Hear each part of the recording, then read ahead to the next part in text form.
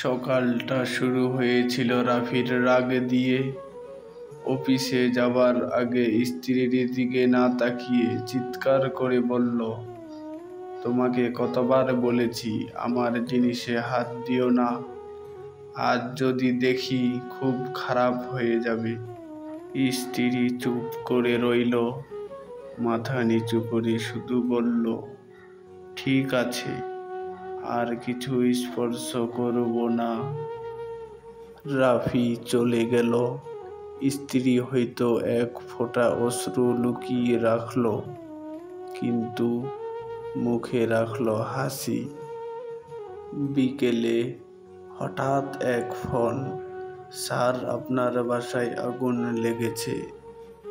রাফি পাগলের মতো ছুটে এলো। সব কিছু ছাই, ঘরের আসবাব, পোশাক, স্মৃতি সব পুড়ে গেছে। কিন্তু অবাক হয়ে দেখল টেবিলের উপর রাখা তার অফিসের গুরুত্বপূর্ণ ফাইলটা ঠিকই রয়ে গেছে। হাত পুড়ে গেছে, স্ত্রীর চোখে পানি, তবু মুখে হাসি।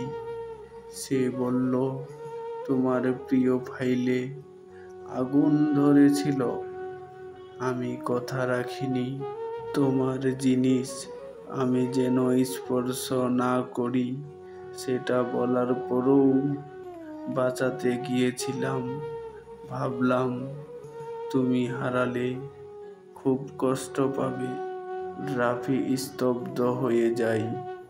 যাকে সকালে এত কষ্ট দিলাম, সেই মানুষটাই নিজের জীবন বিপদে ফেলে আমার প্রিয় জিনিসটি বাঁচিয়েছে।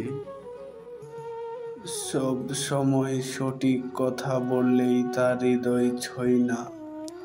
ভালোবাসার মানুষ যদি কষ্ট পায়, তবে সেই কথাও ভুল হয়ে যায়। তাই ভালোবাসার মানুষকে কণ্ঠে নয়, রাখতে হয় হৃদয়ে।